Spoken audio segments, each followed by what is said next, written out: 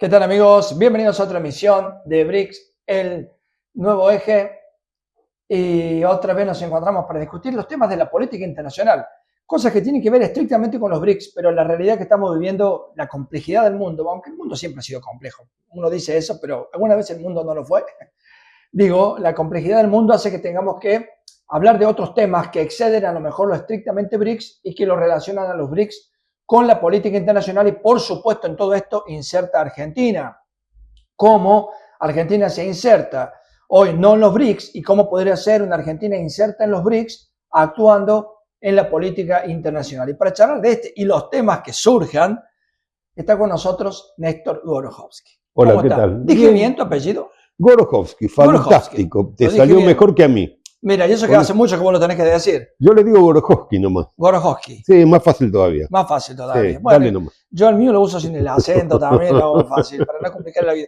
Hace como 20 añños que no nos veíamos. Muchísimo tiempo. Muchísimo tiempo. La verdad es que te encuentro igual, con un poquito más de canas acá en las sienes, pero estás hecho un pibe, Gabán. Bueno, muchas gracias.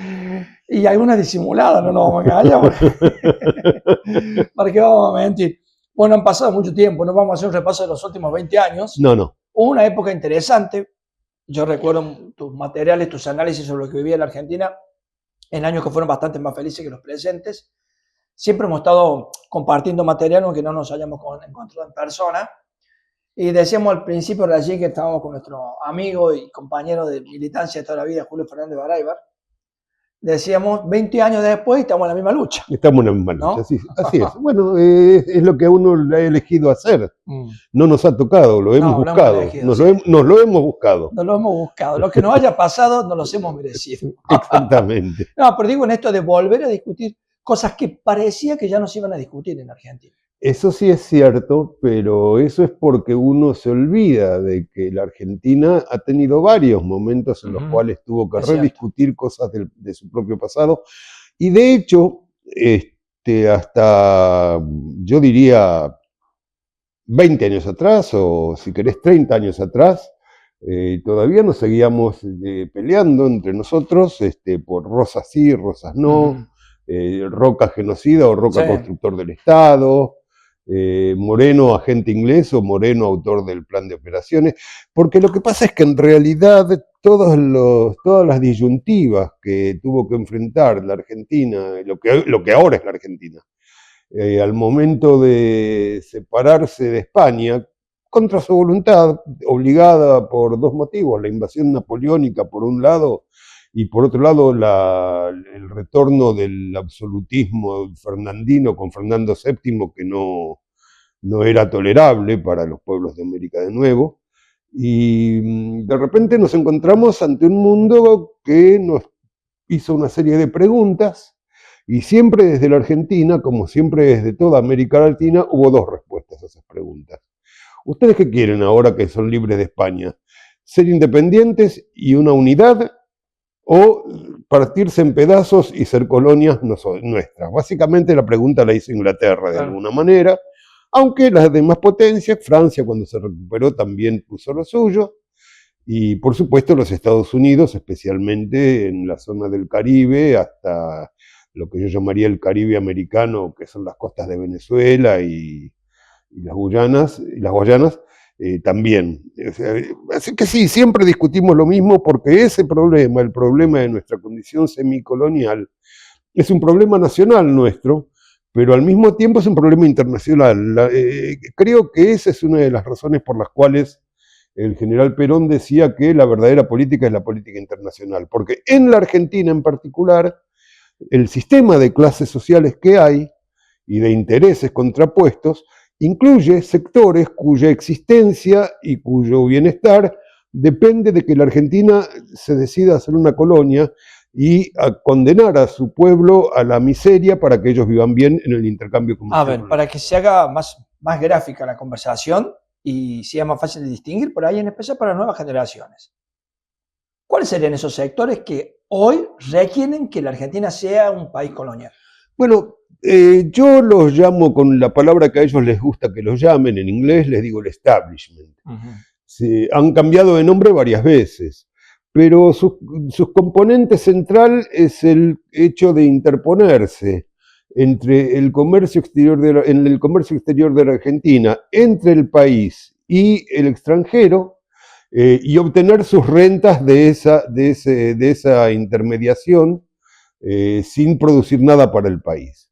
Básicamente, en su momento fue la burguesía comercial de Buenos Aires, encarnada en Rivadavia, el bloque financiero comercial de Buenos Aires encarnado en Mitre, pero también importantes sectores ganaderos, básicamente de la provincia de Buenos Aires, pero no solo de ella, que pensaban en el exterior. Después pasaron muchas cosas, vino la generación del 80, que tiene muy mala fama, creada en realidad por este mismo sector de cipayos, la palabra cipayos los define, que quiso construir una nación, dejó un Estado que tenía, por así decir, todas las características de un Estado moderno, salvo una cosa, que era la industrialización autocentrada que le tenía que dar poder a ese Estado. Curiosamente, la generación del 80 produce un Estado muy importante en la Argentina, pero ese Estado es un Estado que nace careciendo de la base industrial. Y cuidado, ese Estado buscó tener esa base industrial. Sí. Los que dicen que la generación del 80 no estaba interesada en otra cosa que en el pasto y las vacas, mienten. En realidad, al contrario, ellos quisieron desarrollar una industria muy potente, pero lo que sucede es que después del vandálico sistema y de gobierno de Mitre, las fuerzas que uno podría llamar nacionales eran débiles, y lo máximo que se consiguió cuando termina el ciclo del 80 fue, en última instancia, lograr una democratización política de ese país, que era próspero por el intercambio con el extranjero y el papel redistribuidor que tenía de alguna manera el Estado central con respecto a las provincias, pero no más que eso. Y ahí apareció Irigoyen dándole el puntapié inicial al siglo XX argentino. Ahora, lo central es lo siguiente, y esto también es importante. La producción agropecuaria pampeana, en particular la bonaerense, pero no solo la bonaerense, cuando se conecta con el mercado mundial, también tiene un fuerte componente rentístico. Es decir, no es como, por ejemplo, el cafetalero brasileño que tenía que estar en la explotación laburando para poder producir y que tenía una conciencia del trabajo mucho mayor. Acá, en realidad, la estructura de la producción agropecuaria pampeana en el momento de máximo auge se centraba, particularmente en el sector de los vacunos, se centraba en la producción de vacunos para su exportación en frío, el chilled, como se llamaba en inglés, a el Reino Unido. ¿Por qué? Bueno, porque el tiempo de viaje de la carne desde el Río de la Plata hasta el Reino Unido le permitía llegar a la carne en buen estado, cosa que no sucedía con Australia. Si desde Australia hubieran podido hacer lo mismo que hicieron acá no hubiéramos tenido la suerte que tuvimos de tener una especie de Arabia Saudita de los bovinos, claro. Bueno, tuvimos una Arabia Saudita de los bovinos, tuvimos una Arabia Saudita de los cereales, y todo lo que tuvimos fue porque, así como en Arabia Saudita el petróleo está prácticamente a ras del piso y es muy fácil de extraer, en la República Argentina, gracias a los volcanes de la Patagonia y los vientos del oeste, la tierra de la región pampeana contenía y sigue conteniendo una densa capa de minerales que se agrandó a lo largo de los tiempos geológicos. Es decir, es la mejor tierra del mundo, la mejor ubicada cerca de los puertos. Hay otros lugares donde hay buena tierra también, pero está más lejos de los puertos, como por ejemplo en el medio oeste norteamericano, pero hay que llevarla para exportar hasta los puertos de exportación en la costa este, y hay que atravesar las cordilleras de los Apalaches. Acá no, acá estaba el puerto y la pradera. Sí, a 20 kilómetros. Ahí nomás, ahí donde terminaban los loteos y las casas, empezaba la pradera. Lo mismo pasó en Uruguay, dicho sea de paso. Bueno, esa clase social organizaba, voy a dar el ejemplo de la producción de carne, se podría hablar del trigo y otra cosa, pero voy a usar el ejemplo de la producción de carne, porque el trigo tiene otros componentes que complican el ejemplo. La producción de carnes en la provincia de Buenos Aires se armaba de la siguiente manera: había ganaderos que se dedicaban a criar los animales en campos naturales de lo que se llamaban los campos de cría, que eran las tierras bajas, las tierras donde no había suficientes nutrientes como para que el animal engorde en poco tiempo. Seguían siendo buenas comparadas con el resto del planeta, esto hay que aclararlo, pero eran las menos productivas. Y después esos productores le vendían la producción a otros productores, y acá pongo comillas muy gruesas encima de productores, que lo único que se dedicaban a hacer era comprar lo más barato posible las vacas flacas recién criadas por los criadores y llevarlas a sus campos en un lugar determinado de la provincia de Buenos Aires, el noroeste básicamente, que eran los campos que se llamaban de invernada. ¿Por qué? Porque esos campos eran los campos donde la vaca engordaba sin que hubiera que hacer ningún laburo, porque las pasturas naturales... No había una actividad empresaria, digamos. Había una actividad empresaria. Y hay una actividad empresaria. Lo que no hay es una actividad empresaria productiva destinada a la reinversión de las ganancias para poder aumentar la escala de producción. Eso es lo que no hay. Por eso... ¿Qué eso es el capitalismo? Eso se llama capitalismo, señores. Eso se llama capitalismo. ¿Querés decirlo de nuevo? Porque salió perfecto. Eso es capitalismo. Y ahí está la clave en parte de nuestra desgracia, ¿no? Bueno, es que ese es el origen del problema. Potente. Ese es el origen del problema. El destino de la renta argentina daba la oportunidad de tener un fondo de capitalización nacional a disposición de construir la industria. En cierta forma también, dije en cierto sentido, ahora en cierta forma, por ejemplo, la creación del Banco Nación por Carlos Pellegrini trató de hacer eso, le salió mal, digamos. Salió mal, pero Carlos Pellegrini intentó de alguna manera hacer Generación del 80. Generación del 80. Pero bueno, volviendo al origen de todo esto. El carácter rentístico, entonces, de la producción agropecuaria pampeana es superior a su carácter productivo real, o era superior en el momento de su nacimiento. Pero vos sabés, como dice el poeta inglés, el amanecer anuncia el día. Digamos, tal como amanece, así va a ser el resto del día. Y así como la burguesía comercial de Buenos Aires anunció la lucha por el control de la aduana y además generó una ética del contrabando en los sectores altos de la población y de la sociedad, que sigue vigente, porque nacieron en realidad no nacieron contrabandistas, fueron contrabandistas porque el cierre del puerto de Buenos Aires, que España era incapaz de defender de los piratas, los obligó a ser contrabandistas. Pero una vez que te tomaron el gusto al jueguito, siguieron. Los holandeses se internaban, por ejemplo, en el interior del país vendiendo ginebra. Uno dice, un porrón de ginebra, ¿qué más criollo hay que un porrón de ginebra? Bueno, lo trajeron los piratas y los comerciantes holandeses, en combinación con los comerciantes del puerto de Buenos Aires. Hubiera sido mucho mejor que en vez de porrones de ginebra tuviéramos toda la Argentina en esa época llena de vinos de Cuyo, del norte, licores. Que eso después también será la generación del 80. Y también será la generación del 80, exactamente, con tarifas proteccionistas altísimas. Sí, la generación del 80 promovió y protegió, por eso mismo, la producción. Y la relación de la Argentina con el mundo era diametralmente opuesta a la que tenemos ahora. ¿Por qué?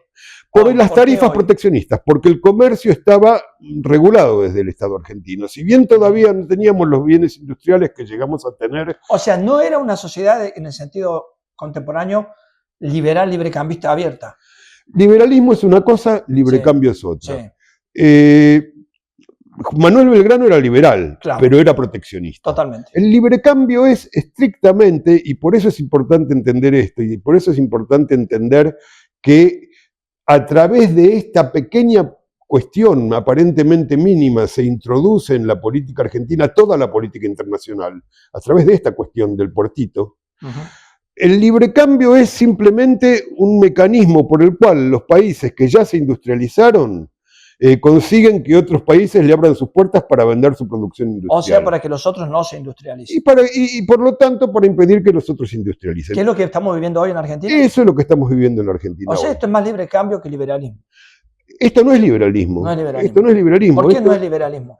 No es liberalismo porque el liberalismo en Europa fue justamente el modo en que la historia inventó una manera de promover la industria. Una cosa es el liberalismo político, el liberalismo económico, hasta el liberalismo sociológico, si querés, los grandes sociólogos liberales de la Inglaterra del siglo XVIII. Una cosa es, incluyendo a Adam Smith, que su primer trabajo es un trabajo sociológico, no es un trabajo económico. Toda esta gente eran liberales.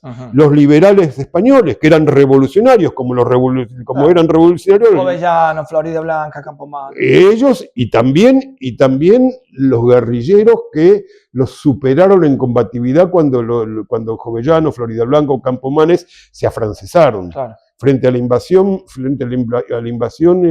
napoleónica, surgió una nueva camada de liberales que además de liberales eran nacionalistas españoles, mucho más fuertes que los otros. Bueno, acá hay una gigantesca e interesada confusión entre libre cambio y liberalismo. Uno podría, aunque es discutible si en la Argentina todavía esto es posible, pero uno podría perfectamente ser liberal, pero mientras seas proteccionista, no sos librecambista y por lo tanto sos nacional. Claro. Esa es la clave de la cuestión, ser nacional o ser antinacional. Y esto viene del fondo de la historia, y como vos acabás de decir, diciendo esto y que esta pregunta va en el día de hoy la Argentina otra vez se enfrenta al problema de cómo se inserta internacionalmente, y hasta este momento, con este gobierno y con este proyecto, se va a insertar como algo que alguna vez dijo sobre la República, sobre la vieja China, el fundador de la República de China, que fue un señor que se llamaba Sun Yat-sen. Sun Yat-sen dijo que ese país era una hipocolonia, ni siquiera se le podía decir colonia de lo mal que estaba. Basta pensar en la difusión del opio dentro de la China del imperio manchú en decadencia. Los ingleses principalmente. A través de los ingleses, que le hicieron 2 guerras para introducirlo.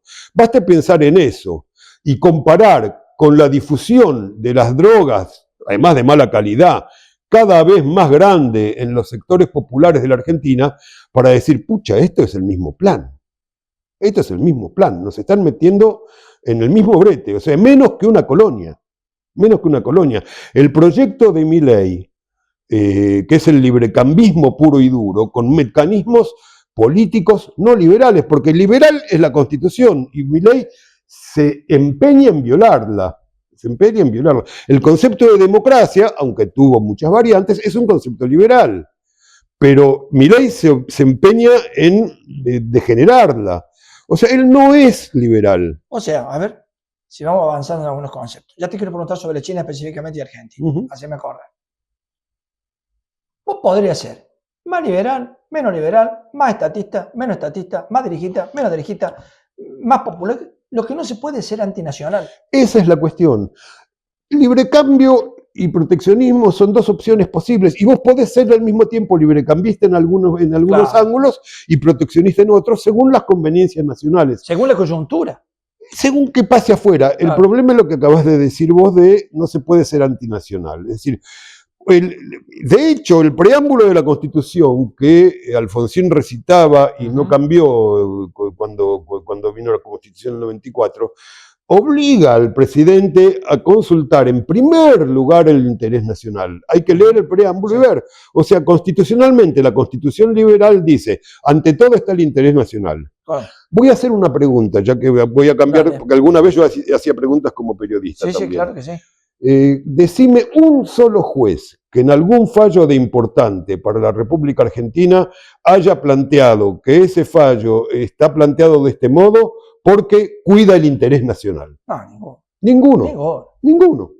Es decir, es letra muerta la Constitución con los liberales. Los que se llaman liberales se ríen de la Constitución, como se rió Mitre. Mitre aceptó la Constitución del 53 cuando logró transformarla en una Constitución que le permitió después desarrollar las campañas criminales y genocidas en el interior argentino con los coroneles uruguayos. Hasta ese momento no, hasta ese momento se rigió en la provincia de Buenos Aires como un Estado independiente, tuvimos nuestra secesión como un Estado independiente, donde entre otras cosas la Constitución del Estado de Buenos Aires no negaba la posibilidad de tener esclavos, tal como Milei. Claro. Tal como Milei.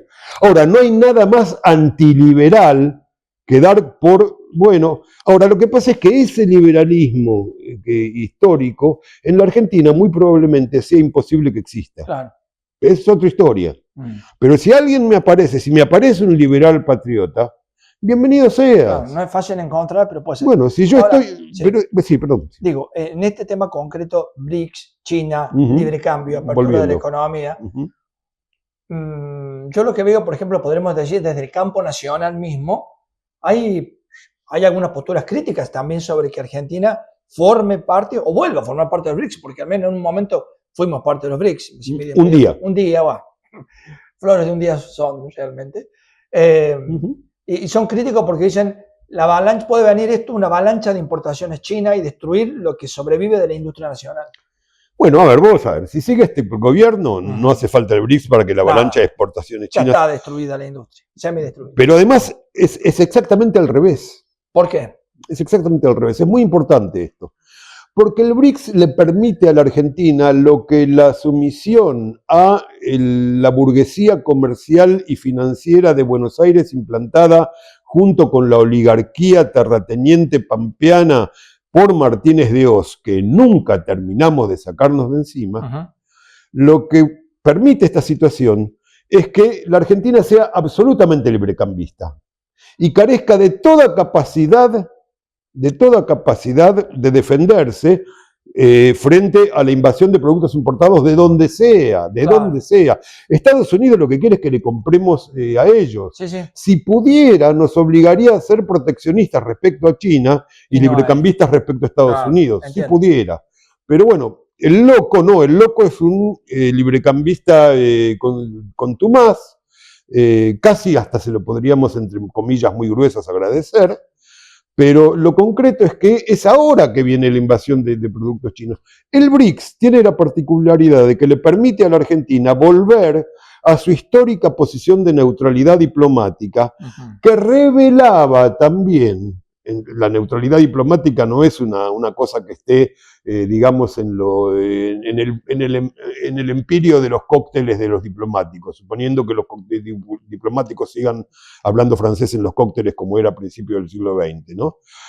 No está ahí la neutralidad diplomática. La neutralidad diplomática está en la defensa del interés nacional, no metiéndonos en problemas que le son ajenos a la Argentina y asegurando que la diplomacia garantice justamente la expansión de los sectores que a la Argentina le permitirían exportar con mayor valor agregado y medir el tipo de acuerdos que se hacen con los demás países del mundo para sostener un flujo de importaciones necesario en el mundo integrado de hoy para sostener ese bloque exportador de valor agregado y no de tipo rentístico como es el que tenemos ahora. Cuando vos decís hoy modelo rentístico, ¿vos podrías poner algunos ejemplos sencillos para que... La soja.